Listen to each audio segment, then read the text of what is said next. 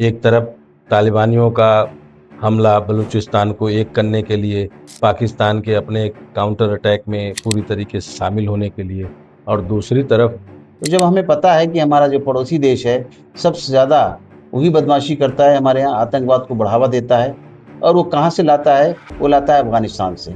जितने भी उनके लड़ाके आए, आज तक पकड़े गए, देखे गए, वो अफ़गान के थे और पाकिस्तानियों ने अफ़गानियों को ट्रेन करके हमारे देश पर आघात पहुँचाया। और आप देखेंगे जहाँ तक सवाल है नेपाल के से कम तुलना करना, वो बिल्कुल अलग है।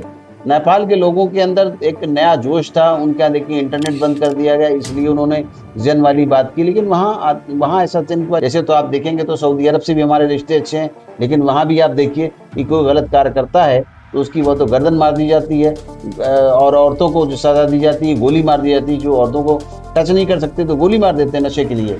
और आज भी फ्लाइट में अनाउंस होता है जब आप जा रहे थे सऊदी कि यहाँ पर अगर कोई भी ड्रग्स में पाया गया, नशे में, तो उसकी मौत की सज़ा है। नमस्कार, मैं विजय।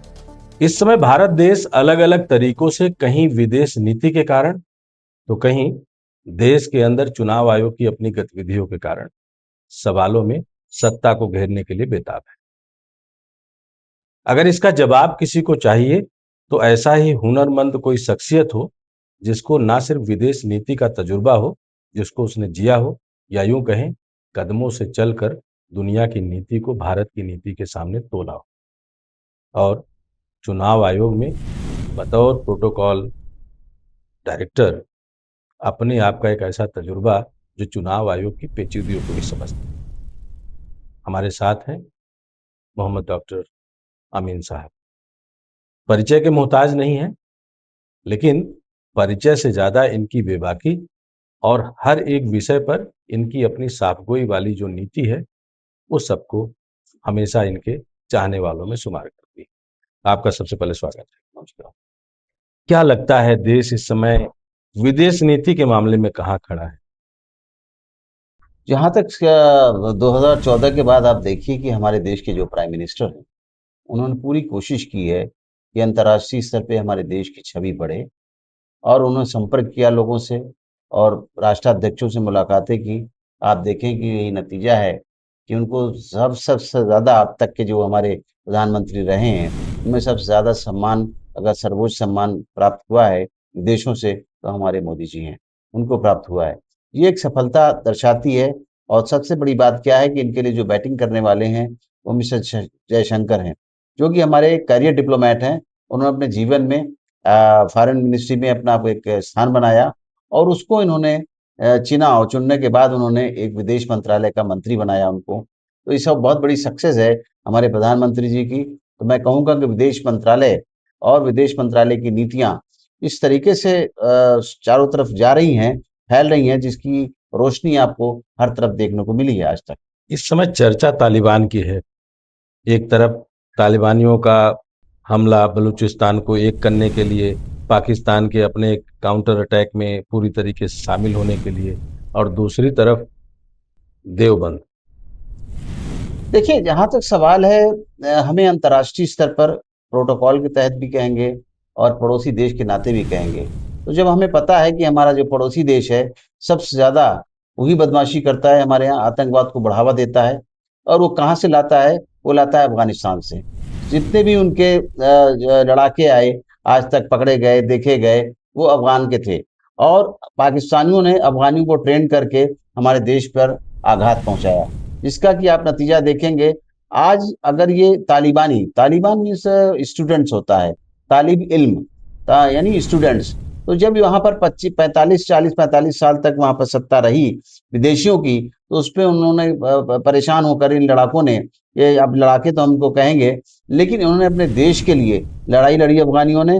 और ये स्टूडेंट मूवमेंट था जिनको हम तालिबान मूवमेंट कहते हैं। तालिबानियों ने आकर वहां पर सत्ता संभाला और संभालने के बाद आप देखिए कि उन्होंने हर तरीके से, चूंकि वो धार्मिक थे, इसलिए उन्होंने अपने धर्म का प्रचार रखा। और जहाँ तक कहा गया कि औरतों के लिए, तो वो सही बात है, उन्होंने पर्दा के लिए कहा और वो इस तरह की हरकतें बंद भी कर दी। उन्होंने इंटरनेट बंद कर दिया, उन्होंने फिल्में बंद कर दी, उन्होंने इस तरह के जो भी हरकतें दी जिससे कि समाज में एक बदअमनी फैलती है मुस्लिम समाज के अंदर, उन्होंने उसको सबसे पहले रोका, जिसकी वजह से फैशन वहाँ बंद कर दिए, मुँह खोल के जो औरतें चलती थी वहाँ पर उन्होंने कहा नकाब में चलिए, अपना चेहरा ढक के रखिए, जो एक रीति-रिवाज है मुसलमानों का जिसके कारण वो अपने समाज को एकत्र रख सकते हैं। इसके तहत उन्होंने किया और तालिबान जो हैं, उनको जो है रशिया ने रिकॉग्नाइज़ किया, हमारे देश ने भी देखा। आप देखेंगे एक बात को कि हमारा देश जो है, हमेशा ही अफ़गानियों के साथ रहा है, चाहे वो आप मालदीव को ले लीजिए, ऐसा नहीं है कि हम पाकिस्तान अगर हमारे साथ बदमाशी करता है तो पाकिस्तान या बांग्लादेश उसके लिए हम नहीं हैं। हमेशा हम कभी प्रलय आई वहाँ पे, भूकंप आए, कभी कोई सहायता की ज़रूरत पड़ी, इवन कोरोना काल था, उस टाइम भी हमारे मोदी जी ने, हमारे देश ने विदेश नीति के तहत रखते हुए, डिप्लोमैटिक अपने चैनल वो रखते हुए, साथ में उनको जो है पूरी जो सहायता हो सकती थी, चाहे वो टीके हों, चाहे आर्थिक तौर पे हो, चाहे मेडिसिन हो, चाहे डॉक्टर्स को हो, सब भेजा गया। अब आप देखेंगे कि अफ़गानिस्तान के अंदर जो पार्लियामेंट बनी हुई है, वो हमारे देश ने बनाया है। आप देखेंगे चाबार जो पोर्ट है, उसके लिए भी हज़ारों करोड़ रुपए का खर्चा किया गया है, जिस पे अभी अमेरिका ने बैन लगाने की कोशिश करी है। ले जिसके लिए भी आज अगर तालिबानी कहेंगे तो वहाँ के जो फॉरेन मिनिस्टर आए हैं अफ़गान के, उन्होंने इस बात को कहा कि हम हिंदुस्तान के साथ खड़े हैं। और उन्होंने इस बात को कहा कि अफ़गानिस्तान की जो ज़मीन है, वो आतंकवाद के लिए यूज़ नहीं होगी, स्पेशली भारत के लिए तो कतई नहीं होगी। चूँकि पाकिस्तान जो है अपने यहाँ यूनिवर्सिटी चलाता है, वहाँ जो उसके स्टूडेंट होते हैं साउथ अफ्रीकन कंट्रीज़ के भी होते हैं जिनकी ट्रेनिंग देता है आतंकवाद की। कुछ उनके अपने बिगड़े हुए लोग होते हैं, कुछ अफ़गान के लोग होते हैं, कुछ बलोच के होते हैं। इनको सबको ट्रेनिंग करके आस-पास के देशों में भेजने की कोशिश करता है। अब आप चिंता मत करिए, अब अफ़गानिस्तान के जो हमारे यहाँ आए हैं, तो वो गए भी थे। इसलिए कि लोगों का भ्रम दूर हो जाए कि जो जिस जिस मदरसे के लोगों ने हमारे देश में आज़ादी का बहुत बड़ा हिस्सा रहा और आज़ादी के लिए लड़ाई लड़ी और अंग्रेज़ों ने उनको फांसी के फंदे पे पहुँचाया। ये वो दारुल उलूम है देवबंद का, जिसने देश के लिए बहुत लड़ाइयाँ लड़ी, देश के लिए साथ रहा। तो आज अगर वो बलूचिस्तान के लोग चूँकि यहाँ पर वो ये एक इंटरनेशनल यूनिवर्सिटी एक तरह कहा जाएगा, ये यहाँ मदरसा है, इंटरनेशनल मदरसा है। कहा जाएगा, यूनिवर्सिटी कहेंगे समझने के लिए। तो वहाँ पे जो स्टूडेंट आते हैं वो अफ़गानिस्तान के भी हैं और भी देशों से भी आते हैं यहाँ पढ़ने के लिए। तो यहाँ पे काफ़ी लोग हैं ऐसे जो कि विदेशों के पढ़ के गए हैं और विदेशों में कई जगह आप देखेंगे ईरान के अंदर भी जो खुमैनी है, खुमैनी भी हमारे बाराबंकी के रहने वाले हैं। यहाँ से गए थे और वहाँ पर उनको राज कर रहे हैं ईरान के अंदर। ऐसा नहीं है। तो इसी तरीके अफ़गानिस्तान में भी कुछ लोग हैं जो हमारे यहाँ के पढ़ के गए हैं। वो समझते हैं हमारे देश की सभ्यता को, संस्कृति को और भाईचारे को, जिसकी वजह से वो यहाँ आने के बाद वहाँ भी गए हैं और जाके उन्होंने वही बात की है कि हम भारत के साथ हैं, हम भारत के अभिन्न अंग हैं एक तरीके से। और आप देखिए व्यापार की भी उन्होंने बात की चूँकि वहाँ से हमारा ड्राई फ्रूट आता है। अभी हमारे जो विदेश मंत्री हैं उन्होंने उनको एम्बुलेंस दी, 25 एम्बुलेंस दी, दवाइयाँ दी। अक्सर आप देखते होंगे कि अफ़गानी लोग यहाँ पर अपना इलाज कराने आते हैं जिसके लिए कि जो समझौते हो रहे हैं उसमें ये कहा गया है कि हम अफ़गानिस्तान को यहाँ से सीटी स्कैन, एक्स-रे की मशीनें और भी जो इक्विपमेंट्स हो सकते हैं वो दिए जाएँगे और भारत का व्यापार उनके साथ बढ़ेगा। और उन्होंने ये भी प्रॉमिस किया है कि भारत को वो माइनिंग के लिए पूरी सहूलत देंगे वहाँ पे और जो भी हो सकता है वहाँ से माइन्स और मिनरल्स जो हैं वो हिंदुस्तान आ सकते हैं। अब एक सवाल है, अफ़गान की अफ़ीम की लड़ाई के लिए रसिया और अमेरिका आमने-सामने थे। अब पाकिस्तान के साथ जो बैर है और अमेरिका पाकिस्तान के पीछे खड़ा है। उधर हक्कानी देवबंद जो एक दारुल उलूम की एक संरचना पाकिस्तान ने रची थी और अब देवबंद। तो कितना अलग पाते हैं कि भारत ने कितना डिप्लोमेटिक तरीके से दुनिया को संदेश दिया। भई देखिए, हमारे भारत ने डिप्लोमैटिक तरीकों से कूटनीति के तौर पे एक अच्छा संदेश दिया है जिसकी वजह से आप देखेंगे, ये देश जो जहाँ पर अफ़ीम की खेती होती थी, नशे का व्यापार होता था, पूरी दुनिया बर्बाद हो रही थी। ये जो तालिबानी है उनका एक प्लस पॉइंट ये भी है, उन्होंने आते ही सबसे पहले वहाँ की जो खेती थी अफ़ीम की उसको नष्ट कर दिया और वहाँ पर कोई वहाँ खेती नहीं कर सकता, पूरा बैन कर दिया। ये बहुत बड़ी बात है, क्योंकि उससे क्या है नशे की बर्बादी अंतर्राष्ट्रीय स्तर पे हो रही थी, लोग बर्बाद हो रहे थे, लोगों के घर बिगड़ रहे थे, समाज बिगड़ रहा था। वो एक रुकावट पड़ी है हमारे पड़ोसी देश के नाते, आप देखेंगे। और मैं नहीं समझता हूँ कि गलत गतिविधियों को ये तालिबान के जो लोग हैं, पढ़े-लिखे जो उर्दू के पढ़े हुए और धर्म के पढ़े हुए लोग हैं, वो कोई गलत बात करेंगे, मुझे नहीं लगता। पहली बार एक शब्द हमने सुना कि तालिबान स्टूडेंट मूवमेंट था। जी, इसके पहले तो आतंकी मूवमेंट के रूप में रखा गया। तो नहीं अब जो तालिबानी मूवमेंट रहा और जो नेपाल का जेनजी रहा, क्या दोनों इक्वल वेटेज वाले नहीं रहे? नहीं देखिए, जहां तक सवाल है तालिबानों का हिसाब किताब धार्मिक स्तर पे था और उन्होंने अपने देश के लिए लड़ा है, अपने देश की आजादी ली है। और देखिए कि उन्होंने अमेरिकन को भगा दिया, उन्होंने ब्रिटिश को भगाया, उन्होंने बहुत ही लोगों को भगाया इससे पहले भी, और उन्होंने अपना साम्राज्य किया। और आप देखेंगे जहां तक सवाल है नेपाल के से कम तुलना करना, वो बिल्कुल अलग है। नेपाल के लोगों के अंदर एक नया जोश था, उनके यहाँ देखिए इंटरनेट बंद कर दिया गया, इसलिए उन्होंने जन वाली बात की, लेकिन वहाँ ऐसा जन वाली बात नहीं। यही जो आज आए हैं विदेश मंत्री, जो पहले गवर्नमेंट बनी थी उस वक्त ये एजुकेशन मिनिस्टर हुआ करते मुत्तकी। तो ऐसा नहीं है, ये लोग पढ़े लिखे सिविलाइज्ड लोग हैं और समझते हैं कि भाईचारा क्या है, हमारा पड़ोसी क्या है, उसके क्या राइट्स हैं। हाँ ठीक है, धार्मिक स्तर पे उन्हें मैं कह सकता हूँ कि वो सख्त लोग हैं। जैसे तो आप देखेंगे तो सऊदी अरब से भी हमारे रिश्ते अच्छे हैं, लेकिन वहां भी आप देखिए कि कोई गलत कार्य करता है तो उसकी वो तो गर्दन मार दी जाती है, और औरतों को जो सजा दी जाती है, गोली मार दी जाती है, जो औरतों को टच नहीं कर सकते तो गोली मार देते हैं नशे के लिए। और आज भी फ्लाइट में अनाउंस होता है जब आप जा रहे थे सऊदी कि यहाँ पर अगर कोई भी ड्रग्स में पाया गया, नशे में, तो उसकी मौत की सजा है, क्लियर कट है, अनाउंसमेंट करती है वहां की एयर होस्टेस। तो अब एक क्लियर कट रिलेशन और देखा जाए, चूंकि अफगान खाने पीने के शौकीन है और मुरादाबाद भारत का बर्तनों का शौकीन है। ऐसे बर्तन जिसमें जो है आप अफगानी गोश्त बना सकें या जो भी बना सकें। तो क्या एक और रिश्ता देवबंद की यात्रा के जरिए कहीं ना कहीं जुड़ने लगा है कि मुरादाबाद की बर्तन इंडस्ट्री और ये सब भी कहीं फ्लरिश होंगी?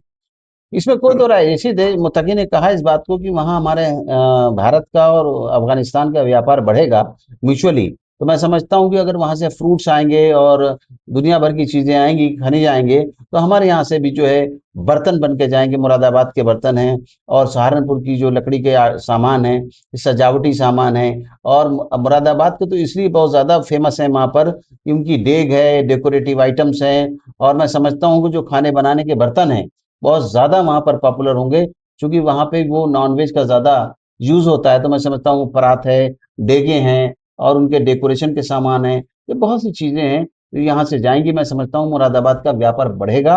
आज मैं समझता हूँ कि अगर मान लीजिए हम व्यापार वहाँ से कर रहे हैं उन देशों के लिए हम 25%, तो आने वाले देशों में समय में मैं समझता हूँ 75, 60 से 70, 75 के बीच में व्यापार बढ़ जाएगा हमारे यहाँ बर्तनों का। और मुरादाबाद की खुशहाली आएगी, मुरादाबाद के जो लोग मेहनत करते हैं उनका पूरा पूरा मूल्य मिलेगा। मैं समझता हूँ कि ये एक बहुत बड़ा मुरादाबाद के लिए बेनिफिट होगा। तो मतलब आने वाले समय में मुरादाबादी बिरयानी जो है जी काबुल के गलियारों में देखी जा सकती बिल्कुल, है। इसमें कोई दो राय नहीं है कि जो मुरादाबादी बिरयानी है ये अफगानी बिरयानी कहलाएगी, और अफगानी बिरयानी जो है मुरादाबादी के बर्तनों में बनेगी। ये बड़ा अलग तरीके का आपने शब्द कर दिया कि मुरादाबादी अफगानी बिरयानी जो है, जी मतलब मुरादाबाद, बर्तनों के कारण हो जाएगी। हाँ जो अफगानी बिरयानी है मुरादाबादी बर्तनों में बन के मुरादाबादी बिरयानी कहलाएगी। आप तो दुनिया घूम रहे थे, उस समय कहाँ कहाँ आपको मुरादाबाद किस तरीके से दिखा दुनिया में? देखिए मैं जब दुनिया घूम रहा था तो उसमें चाहे वो यूरोप हो, चाहे वो गल्फ कंट्रीज हो, गल्फ कंट्रीज में तो बहुत मैं गया हूँ। आप देखिए कि फिलिस्तीन के अंदर भी मैंने देखा, फिलिस्तीन जो है, फिलिस्तीन के यासिर अराफात जब 2004 में जिंदा थे तब हमारा भारतीय डेलीगेशन गया था, उसका मैं मेंबर था, और हमारे विदेश राज्य मंत्री वहाँ गए थे 2004 में। तो वहाँ भी मैंने देखा कि फिलिस्तीन के जो प्रेसिडेंट थे यासिर अराफात, उनके यहाँ जो हमको लंच दिया गया, उस लंच में भी बिरयानी और ये जो चीजें दी गई हम लोगों को खाने के लिए पूरे डेलीगेशन को, वो मुरादाबाद की बर्तन बने हुए थे, ये उन्होंने बताया इस बात को। और देखा वहाँ भी, और जो सजावटी जो दुकानें देखी मैंने, शोरूम देखे, चाहे मैंने वो यूरोप में देखा, चाहे मैंने यूके में देखा, चाहे इवन यूएस में भी देखा, तो मुरादाबाद की वो चीजें हैं, शानदार चीजें, डेकोरेटिव आइटम्स और बहुत सी चीजें हैं जो वहाँ देखने को मिली। मुझे बड़ा उत्साह हुआ और अच्छा लगा कि हमारा देश, उसके देश के अंदर दिल्ली के नजदीक जो मुरादाबाद है, मुरादाबाद कितना तरक्की कर रहा है, और उसको इसकी कॉस्ट मिल सकती है नहीं मिल सकती ये समय बताएगा। अगर मुझे वहां समय मिला किसी तरीके से, तो मैं समझता हूँ इस बात को रख के और इस बात को आगे बढ़ाया जाएगा कि जो उनका मूल्य है, जो बिचौलिए ले रहे हैं, वो उनके लोगों को मिले जो उनका हक है। यानी अगर जो उनका जो बर्तन का दाम 100 रुपए है, तो 100 से 110 मिले, ये ना हो कि 100 की जगह उनको 50 या 75 मिले। अब चूंकि बिरयानी का जिक्र चल रहा है, तो इस समय बिहार जो है चुनाव अब वहाँ शुरू हो चुका है। तो एक भारतीय जनता पार्टी और चुनाव आयोग के बीच भी बिरयानी पक रही है, ऐसा लोग आरोप लगा रहे थे। तो देखिए, उस बिरयानी की खुशबू बतौर चुनाव आयोग की तरफ से आप महसूस कर पा रहे हैं क्या? देखिए डॉक्टर विजय, जहाँ तक सवाल है बिरयानी का और इलेक्शन कमीशन का और बीजेपी पार्टी का, देखिए हमेशा आप बात को ध्यान रखेंगे कि हमेशा जो सत्ता दल है और शासन में होता है, उस पे हमेशा इलेक्शन कमीशन को लेके आरोप लगाए गए हैं। चाहे वो मिसेस गांधी रही हो, उस टाइम वो कहा गया था कोई इंक लाई है जिसकी वजह से वो जो बैलेट पेपर्स हैं उसमें वो इंक उड़ जाती है और जो उनके स्टैंप लगे हुए हैं हाथ के पंजे पे वो आ जाता है। इस तरीके से किया गया और अभी भी जो मशीनें टेस्ट की गई रैंडमली जो चेक की जाती हैं, उसमें ये कहा गया जो दबाओ उसमें बीजेपी का बटन दबाता है। ऐसा कुछ नहीं है। मैं आपको ये बताना चाहूंगा कि ये एक गलत प्रथा है कि इलेक्शन कमीशन को आड़े हाथ लिया जाता है। कभी भी इलेक्शन कमीशन अपनी स्टेक जो होल्डर पार्टियां हैं उनका वो सम्मान करती है, किसी का फेवर नहीं करती, निष्पक्ष चुनाव कराती है, उनके अधिकारी चुनाव कराते हैं। अगर कोई गलत पाया जाता है तो उसको दंडित भी किया जाता है, चाहे वो इलेक्शन कमीशन का कितना बड़ा से बड़ा अधिकारी हो। इस बात को मैं आपको श्योर करता हूँ। सवाल अभी उठे इसलिए कि कहा गया कि डुप्लीकेसी चेक करने का सॉफ्टवेयर था चुनाव आयोग के पास, लेकिन उन्होंने घर घर जाके डुप्लीकेसी चेक की बिहार में। नहीं, ऐसा कुछ नहीं है। ये सब आरोप लगाना बहुत अच्छी बात है, लेकिन आरोप को साबित करना बड़ा मुश्किल है, चाहे कोई भी हो। जो पार्टियां हैं वो हमेशा आरोप लगाती रही हैं, मैंने पहले भी कहा इस बात को। और ऐसा कुछ नहीं है। आप देखिए, चाहे ईवीएम को ले लीजिए, ईवीएम भी आज सुप्रीम कोर्ट ने उसको प्रमाणित कर दिया और आज किसी के पास हिम्मत नहीं है। आप वीवीपैट को भी देख लीजिए, उसको भी कोई नहीं कह सकता। और आप देखिए, अभी जो वोटर लिस्ट की बात आई है, एसआईआर जो चला है, मैं कहता हूँ एसआईआर बहुत अच्छी चीज है, पूरे देश में होना चाहिए। इसके होने से एक तो जितने डेथ हो चुकी थी, मर चुके थे लोग, उनको हटाया गया, लिस्ट साफ किया गया, नंबर्स कम हो गए। उसके बाद जो माइग्रेट कर गए परमानेंटली उनको हटाया गया, तो लिस्ट कम हो गई। यानी एक हमारे बूथ पर 1000 से 1200 लोग होते हैं, वो उतने ही रहेंगे। और आप देखेंगे चेहरे पहले ब्लैक ब्लैक एंड व्हाइट हुआ करते थे, अब कलर्ड और लेटेस्ट फेसेस होंगे उनके चेहरे, और आधार कार्ड से जुड़ा होगा। बहुत कुछ चीजें हैं जो कि उनके, और ये एक अच्छी चीज है कि एक अपडेटेड लिस्ट आ जाएगी। होना भी चाहिए, होता रहा है और होना भी चाहिए। एक अच्छी लिस्ट अपडेटेड हो, जिससे कि हमारे अधिकारियों को परेशानी ना हो, इवन आपके पार्टी के लोगों को जो वर्कर्स हैं उनको भी परेशानी नहीं होगी वोट देने और वोट करने में। इसके लिए कोई परेशानी नहीं आएगी। एक बड़ी अच्छी कवायद की ब्लैक एंड व्हाइट को रंगीन कर दिया गया। जी। और कहीं न कहीं एक दांवपेच लालू यादव और उनके परिवार को 13 अक्टूबर को अदालत में पेश होकर के आरोप तय करके शायद माहौल और रंगीन नहीं कर दिया गया। नहीं, टाइमिंग का खेल है या कुछ? देखिए अब ये तो हर बार यही बात की जाती है कि सरकार के साथ आरोप लगाए जाते हैं। मैं सरकार का पक्ष नहीं रख रहा हूं, मैं तो ये बात ये कह रहा हूं कि अगर उन्होंने कुछ नहीं किया होता, उन्होंने कुछ किया है, तभी अदालत ने उनको नोटिस दिया होगा। और अदालतें समय समय पे अपने हिसाब से बुलाती हैं, अपने हिसाब से ट्रायल करती हैं, अपने हिसाब से, और उसका जवाब भी देना। सुनने में आया कि लालू ने उन आरोपों को इनकार किया है। अब कहाँ तक है, ये तो जजेस के हाथ में, माननीय न्यायालय करेंगे। कभी भी कोई पार्टी किसी को इन्फ्लुएंस नहीं कर सकती, जजेस को, जहां तक सवाल है मेरा। युवाओं को लेकर, खासकर मुरादाबाद जैसे इलाके के युवाओं को लेकर के ऐसी कौन सी नीति बनाई जाए कि उनकी बिरयानी की धमक देश के साथ साथ दुनिया के अलग अलग काउंटर पर अपनी खुशबू बिखेरे? देखिए जहां तक सवाल है यहाँ के युवाओं का सवाल है, मैं तो देश के युवाओं की बात करता हूँ, साथ में मुरादाबाद की तो इसलिए करता हूँ कि वहाँ पे एक बहुत अच्छा जिला है। उसको आज तक जितने भी लोगों ने, चाहे अंतर्राष्ट्रीय स्तर के क्रिकेट प्लेयर रहे हों, चाहे राजा महाराजा रहे हों जिन्होंने वहाँ को रिप्रेजेंट किया, लेकिन कभी ना तो उन्होंने मुरादाबाद के बारे में सोचा। आज भी आप देखेंगे तो मुरादाबाद पिछड़े की तरह लगता है, बिल्कुल पिछड़ा सियासी और मुर्दा बैकवर्ड। बोलते हैं लोग। हाँ, आप देखिए ना, दिल्ली और बरेली के बीच में मुरादाबाद बिल्कुल छोटा हो जाता है। जबकि मुरादाबाद की अंतर्राष्ट्रीय छवि है, अंतर्राष्ट्रीय स्तर है, तो उसको होना चाहिए। उसमें एक यूथ का बहुत बड़ा योगदान होता है। और मैं समझता हूँ कि यूथ को अगर प्रॉपर सपोर्ट दिया जाए, और हम जैसे लोग, आप जैसे लोग उनको अगर यूथ को सपोर्ट देंगे, तो मैं समझता हूँ आगे आएंगे और उनका भविष्य भी सुधरेगा, देश का भी भविष्य सुधरेगा और आर्थिक स्थिति भी उनकी अच्छी होगी। मुरादाबाद में कुछ डेवलपमेंट दिखेगा। चलिए फिर एक लास्ट क्लोजर होकर के इस पे करते हैं आज का विराम, कि बिहार में 15,000 रुपए भी दिए गए सबको, और उधर अलग अलग नौकरियों की बात की गई। फिर कहा गया कि आरोप में हुआ कि नौकरी अगर लेनी है, कल रविशंकर जी का वो सुन रहा था कि नौकरी मांगोगे तो जमीन भी देनी पड़ेगी। तो ये जो सब खेल चल रहा है, इस खेल में वोटर कहाँ खड़ा होना चाहिए? क्योंकि आप चुनाव आयोग की तरफ भी रहे हैं, देखिए सियासी दुनिया भी देख रहे हैं। देखिए आरोप प्रत्यारोप लगाना लोगों का काम है। चाहे वो कोई पार्टी हो, इस समय वो अपने को सर्वोपरि रखना चाहते हैं, जनता को अपना दिखाना चाहते हैं। जनता आज की देश में बहुत होशियार है, वो निर्णय अपना स्वयं लेगी, अपना नेता स्वयं तय करेगी और उसको आँख में दिखता है कि क्या सही है, क्या गलत है। ये पहले वाला समय नहीं रहा, क्योंकि आज देखिए जो कम्युनिकेशन है, मोबाइल है और आपका टीवी है, मीडिया है, अंतर्राष्ट्रीय स्तर का तक हमें पता चल जाता है कि अमेरिका में क्या हो रहा है? हमें पता चलता है इंग्लैंड में क्या है। आज बैठे-बैठे मुरादाबाद के लोगों की बात करेंगे, उनको पता है रेट क्या है वहाँ पर, भाव क्या है, वो वीडियो कॉन्फ्रेंसिंग से बात कर लेते हैं। तो किसी को भरमाना और किसी को ये समझना कि वो बेवकूफ़ है, ऐसा नहीं है। देश के युवा भी होशियार हैं, चाहे वो बिहार के हों, चाहे वो मुरादाबाद के हों, चाहे वो दिल्ली के हों। हर एक होशियार है, उनको हर चीज़ की तमीज़ है और कंप्यूटर में बात करते हैं और अपने हर चीज़ को देखते हैं, अपने मोबाइल पे रहते हैं और आप समझिए कि उनको कोई अब इस तरह की बात कहना कि किसी को कोई खरीद लेगा, ये बड़ा असंभव क्वेश्चन है और मैं इसको बिल्कुल नहीं मानने को तैयार हूँ। जो स्वयं निर्णय लेगा, अपना भविष्य खुद तय करेगा। त्योहार का समय है, जी। धनतेरस है, दीपावली है, मैं तो सभी देशवासियों को और आपको और स्पेशली आपके जो दर्शक हैं देखने वाले, मैं उनको दिली मुबारकबाद देता हूँ कि वो दीपावली की शुभकामनाएं उनको और उनका जो ये उत्सव है अच्छा हो और भविष्य उनका जो है सुंदर हो। और समझता हूँ कि ये उनके जो गणेश जी की वजह से आर्थिक स्थिति भी उनकी अच्छी हो, जो पिछड़ रहे हैं आर्थिक व्यवस्था में, उनका भी भविष्य उज्जवल हो। आपने सुना होगा और आपको समझ में आ गया होगा कि तालिबान के जरिए अफगानी और मुरादाबादी बिरयानी का जो अपना टेस्ट है और युवाओं की जो अपनी रौनक है, उसको लौटाने की किस नीति की बात डॉक्टर अमीन कर रहे थे। चुनाव की अपनी पेचीदगियों को, विदेश नीति के अपने लब्बो-लुआब को इन्होंने अपने हरदिल अजीज जवाब के जरिए अपने अंदाज में दे दिया।